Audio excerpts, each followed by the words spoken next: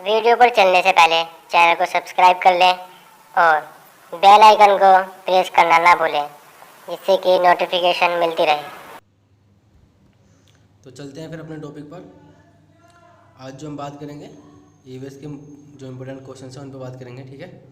तो देखते हैं सबसे पहला क्वेश्चन हमारा क्या है। सबसे पहला क्वेश्चन है हमारा, पृथ्वी का सुरक्षा कवच किसे कहा जाता है। पृथ्वी का सुरक्षा कवच किसे कहा जाता है? तो आंसर होगा हमारा ओजोन परत को।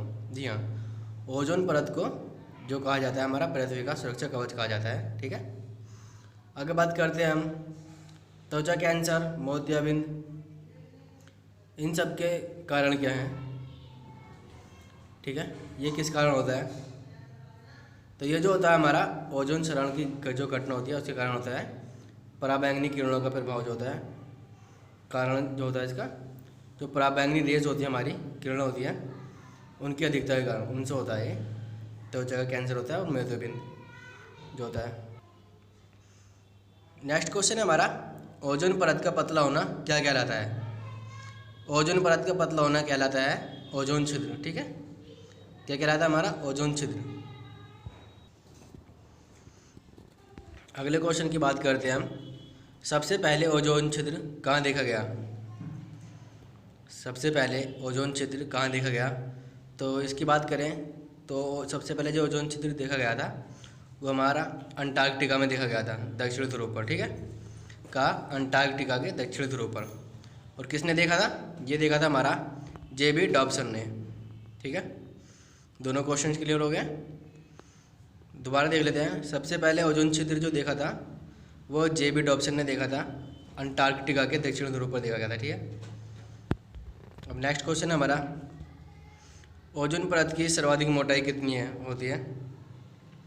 तो ये होती है हमारी 20 से 35 किलोमीटर तक, ठीक है। 20 to 35 किलोमीटर, ओके, ग्रीष्म ऋतु में होती है ये, ठीक है।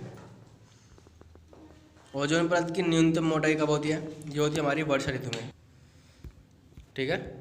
ओजोन परत की सर्वाधिक मोटाई जो होती है हमारी ग्रीष्म ऋतु में होती है और न्यूनतम मोटाई होती है हमारी वर्षा ऋतु में, ठीक है। नेक्स्ट क्वेश्चन है हमारा, ओजोन संरक्षण दिवस कब मनाया जाता है। क्या है? ओजोन संरक्षण दिवस कब मनाया जाता है? तो ये होगा हमारा 16 सितंबर। कब होता है? 16 सितंबर को, ठीक है। नेक्स्ट क्वेश्चन है हमारा, सर्वाधिक खतरनाक पराबैंगनी किरण कौन सी है। सर्वाधिक खतरनाक पराबैंगनी किरण ये हमारी यूवी रेज जो होती है, यूवीसी, ठीक है। ये सबसे खतरनाक होती है। एक क्वेश्चन है हमारा, ओजोन क्षरण के लिए सर्वाधिक उत्तरदायी गैस कौन सी होती है। क्या है? ओजोन क्षरण के लिए सर्वाधिक उत्तरदायी गैस, तो ये होती है हमारी CFC, जिसको क्लोरोफ्लोरोकार्बन बोलते हैं, ठीक है। क्या है? CFC। CFC कहाँ से प्राप्त होती है? ये होती है हमारी AC, फ्रिज और फोम से प्राप्त होती है, ठीक है। AC से प्राप्त होती है, फ्रिज से, और फोम जो होती है उससे प्राप्त होती है ये। अब बात करते हैं हम ग्लोबल वार्मिंग की, ठीक है। तो देखते हैं ग्लोबल वार्मिंग के बारे में। सबसे पहले तो देखते हैं ग्लोबल वार्मिंग होती क्या है, ग्लोबल वार्मिंग क्या होती है। तो ग्लोबल वार्मिंग जो होती है ये होती है हमारी पृथ्वी के औसत तापमान में जो वृद्धि होती है उसको ग्लोबल वार्मिंग कहते हैं, ठीक है। ठीक है, पृथ्वी का जो औसत ताप होता है उसमें जो वृद्धि होती है उसको बोलते हैं ग्लोबल वार्मिंग, ओके। अब देखते हैं पृथ्वी का औसत तापमान कितना होता है। क्वेश्चन आता है पृथ्वी का औसत तापमान कितना है, तो ये होता है हमारा 14 डिग्री सेंटीग्रेड से 15 डिग्री सेंटीग्रेड तक। और जब इसमें वृद्धि होती है तो तब होती है हमारी ग्लोबल वार्मिंग कहलाती है वो, ठीक है। एक क्वेश्चन आता है हमारा, ग्लोबल वार्मिंग के लिए उत्तरदायी किरणें कौन सी हैं। क्या है क्वेश्चन? ग्लोबल वार्मिंग के लिए उत्तरदायी किरणें, तो ये होता है हमारा अवरक्त किरणें होती हैं जो इसके लिए उत्तरदायी होती हैं। इनको इंफ्रारेड्स भी बोलते हैं, ठीक है, इंफ्रारेड्स।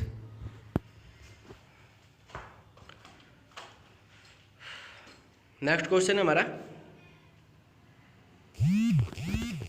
ग्लोबल वार्मिंग की घटना में क्या है, ग्लोबल वार्मिंग की घटना में सर्वाधिक योगदान देने वाली गैस कौन सी है। ठीक है, क्या है क्वेश्चन, ग्लोबल वार्मिंग की घटना में सर्वाधिक योगदान देने वाली गैस कौन सी है। तो ये होता है हमारा कार्बन डाइऑक्साइड CO2, 60% पाई जाती है। ठीक है, कितनी पाई जाती है, 60%। अब देखते हैं नेक्स्ट क्वेश्चन क्या है हमारा। तो नेक्स्ट क्वेश्चन है हमारा, ग्लोबल वार्मिंग के लिए कुल कितनी गैसों को चिन्हित किया गया है। ठीक है, कितनी गैसें होती हैं ग्लोबल वार्मिंग के लिए, वो होती है हमारी 6 गैसें। कौन कौन सी होती हैं उनको देख लेते हैं। एक होती है हमारी CO2 कार्बन डाइऑक्साइड, दूसरी क्लोरोफ्लोरोकार्बन CFC, तीसरी होगी जल वाष्प, एक होती है हमारी O3, ठीक है, N2O और CH4 मीथेन। ये 6 गैस जो होती हैं ये ग्लोबल वार्मिंग के लिए उत्तरदायी होती है। ठीक है, आगे बात करते हैं हम ग्लोबल वार्मिंग को और किस किस नाम से जानते हैं वो देख लेते हैं। ग्रीन हाउस इफेक्ट जो होता है वो भी ग्लोबल वार्मिंग का ही कोई बोलते हैं ग्रीन हाउस प्रभाव या ग्रीन हाउस इफेक्ट। और दूसरा होता है हमारा वैश्विक तापमान, ठीक है, वैश्विक तापन या भूमंडलीय तापन। क्या क्या, ग्रीन हाउस प्रभाव हो गया है, और एक होता है हमारा वैश्विक तापन, और दूसरा इसके होता है भूमंडलीय तापन, क्लाइमेट चेंज और जलवायु परिवर्तन। ये सब ग्लोबल वार्मिंग को ही बोला जाता है। ठीक है, इसका अन्य नाम है, देख लेते हैं इनको भी एक बार सही से। आगे चलते हैं, हम ग्लोबल वार्मिंग के प्रभाव की बात करेंगे, क्या प्रभाव पड़ता है ग्लोबल वार्मिंग से। तो इससे जो होता है सबसे पहले जलवायु परिवर्तन होता है हमारा, और दूसरा होता है हमारा ध्रुवीय प्रदेशों के बर्फ़ का पिघलना। ठीक है, जिससे कि समुद्र के जल स्तर में वृद्धि हो जाती है, ये भी ग्लोबल वार्मिंग का ही प्रभाव है। बाढ़ का आना, सूखा पड़ना, बीमारियों का प्रकोप और द्वीपों का जलमंडन होना, यानी कि जल से डूब जाना द्वीपों का, ये सब हमारा किसका इफेक्ट है, ग्लोबल वार्मिंग का ही। अब देखते हैं कुछ क्वेश्चन हैं। सर्वप्रथम ग्रीन हाउस गैस की संकल्पना किसने की। क्वेश्चन है हमारा, सर्वप्रथम ग्रीन हाउस गैस की संकल्पना किसने की। तो इसका आंसर होगा हमारा जोसेफ फ्रोरियर। क्या होगा, जोसेफ फ्रोरियर। और कब की थी, ये की थी 1824 ईस्वी में, 1824 ईस्वी। ठीक है, नेक्स्ट क्वेश्चन है हमारा, कार्बन टैक्स लगाने वाला प्रथम देश कौन सा है, जिसने कार्बन टैक्स लगाया है वो देश कौन सा है, सबसे पहला देश। तो वो है हमारा न्यूजीलैंड। ठीक है, कौन सा है, न्यूजीलैंड। नेक्स्ट क्वेश्चन है हमारा, विश्व में सर्वाधिक कार्बन उत्सर्जन देश कौन सा है। विश्व में सर्वाधिक कार्बन उत्सर्जन देश कौन सा है। तो वो है हमारा चीन, जिसमें 30% कार्बन उत्सर्जन होता है। ठीक है, कितने परसेंट होता है, 30%। आगे बात करते हैं हम, शीर्ष कार्बन निगेटिव देश कौन सा है। क्या है क्वेश्चन, शीर्ष कार्बन निगेटिव देश कौन सा है। तो वह हमारा भूटान। कौन सा है, भूटान। अगला क्वेश्चन है हमारा, अर्थ आवर डे कब मनाया जाता है। क्या क्वेश्चन, अर्थ आवर डे कब मनाया जाता है। तो यह होता है हमारा प्रत्येक वर्ष मार्च माह के अंतिम शनिवार को मनाया जाता है, 8:30 से 9:30 तक, 9 के बीच में। ठीक है, कब मनाया जाता है, प्रत्येक वर्ष के मार्च माह के अंतिम शनिवार को। आगे हमारा नेक्स्ट क्वेश्चन है, विश्व का सबसे गर्म स्थान कौन सा है। क्या क्वेश्चन है, क्वेश्चन देख लेते हैं एक बार फिर से। विश्व का सबसे गर्म स्थान कौन सा है। तो इसका आंसर होगा हमारा अल्जीरिया, लीबिया। कितना है, यहाँ पर होता है +58 डिग्री सेंटीग्रेड टेम्परेचर होता है, ठीक है। अगला क्वेश्चन हमारा, विश्व का सबसे ठंडा स्थान। गर्म स्थान की बात कर ली थी, अब ठंडा स्थान की बात करते हैं। तो विश्व का सबसे ठंडा स्थान कौन सा है, वो है हमारा बरखोयास्क ग्रोस, ठीक है, बरखोयास्क ग्रोस।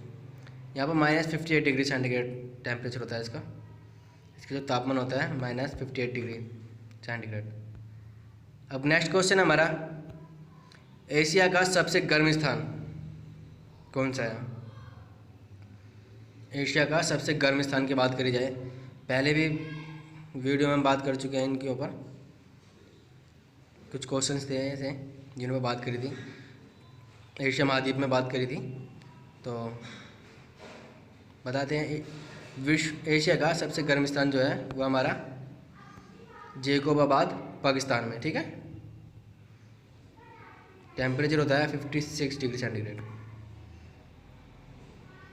अब भारत का सबसे गर्म स्थान कौन सा है,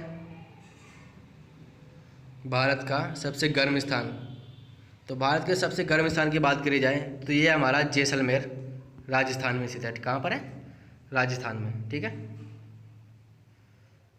नेक्स्ट क्वेश्चन है हमारा, भारत में सर्वाधिक तापमान अंतर कहाँ पर है, कहाँ पाया जाता है, तापमान में अंतर कहाँ पाया जाता है सबसे ज़्यादा, तो वो हमारा जोधपुर, राजस्थान में। कहाँ पर, जोधपुर, राजस्थान में।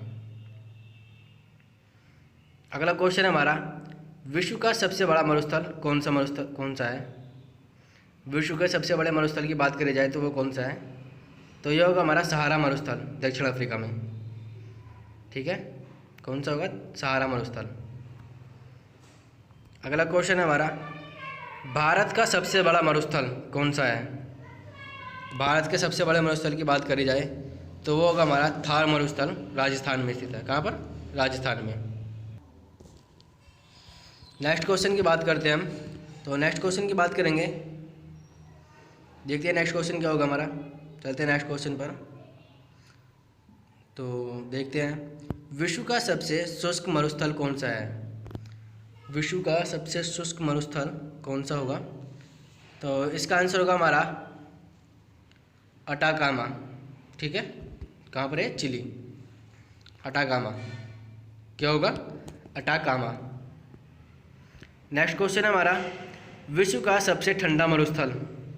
शुष्क मरुस्थल की बात करी थी, अब बात कर रहे हैं हम सबसे ठंडे मरुस्थल की, तो ये होगा हमारा गोबी मरुस्थल। कहाँ पर है ये, मंगोलिया में, मंगोलिया, ठीक है। कहाँ पर है, मंगोलिया, गोबी मरुस्थल कहाँ पर है, मंगोलिया। नेक्स्ट क्वेश्चन होगा हमारा, भारत का सबसे ठंडा मरुस्थल। भारत का सबसे ठंडा मरुस्थल कौन सा है, तो ये हमारा लेह लद्दाख। कहाँ पर है लद्दाख, ये हमारा जम्मू कश्मीर में, ठीक है। लेह लद्दाख की बात करी जाए तो ये हमारा जम्मू कश्मीर में स्थित है, ओके।